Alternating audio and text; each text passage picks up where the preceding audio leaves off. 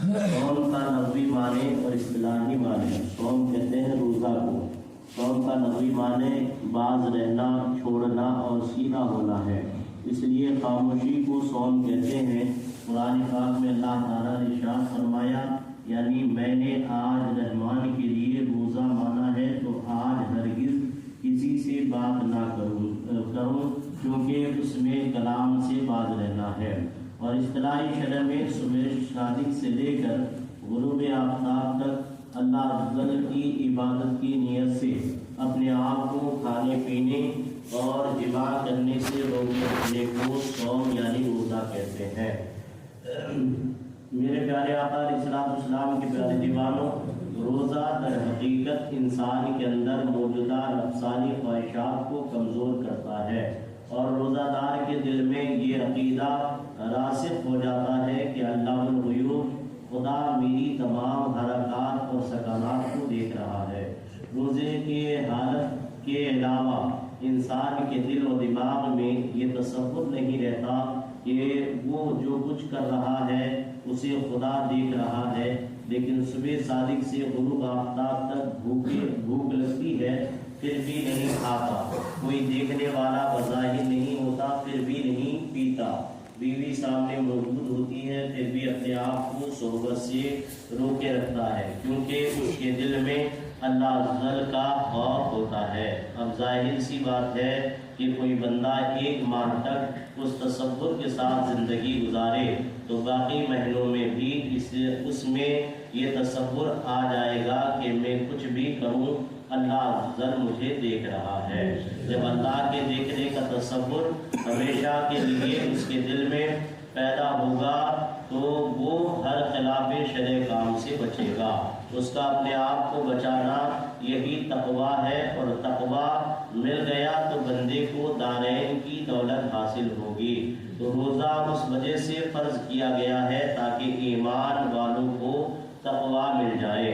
میرے پیارے آقا علیہ السلام کے پیارے دیوانوں، روزہ اعلان نبوت کے 15ویں سال یعنی 10 شوال 2 ہجری میں فرض ہوا۔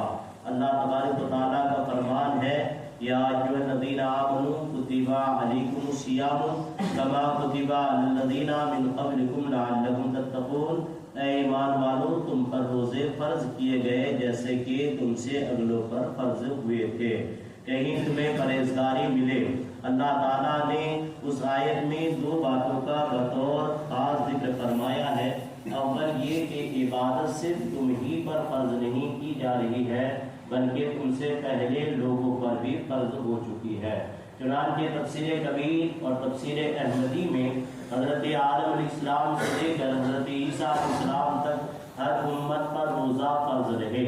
چنانچہ حضرت آدم علیہ السلام پر ہر قمری یعنی چاند کے مہینے کے 13ویں، 14ویں اور 15ویں تاریخ کے روزے، اور حضرت موسیٰ علیہ السلام کے قوم پر عاشوراء کا روزہ فرض رہا۔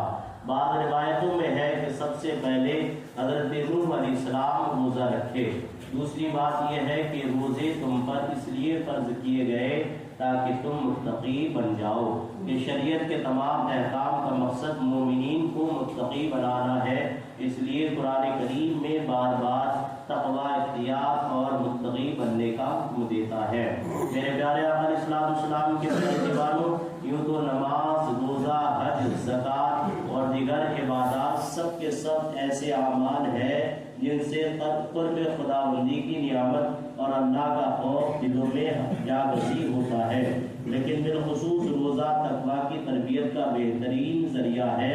روزے دار صرف اللہ عزوجل کے حکم کی تعمیل میں حلال چیز کا حرام ہونا بھی تسلیم کر لیتا ہے۔ جو چیز ان پر حلال ہے وہ بھی اپنے آپ کو روزہ رکھنے کے بعد رب کریم کی بارگاہ میں وہ جب عبادت میں لگ جاتا ہے یعنی روزہ رکھتا ہے تو پھر اپنے اوپر جو حلال چیزیں ہیں اسے بھی حرام کر دیتا ہے، جیسے کہ بھوکا رہتا ہے، حالانکہ کھانا پینا اس کے لیے جائز ہے اور حلال ہے، لیکن پھر بھی روزہ رکھنے کے بعد اس کو حرام سمجھ کر نہیں کھاتا تب تک جب تک وہ افطار نہ کر لے۔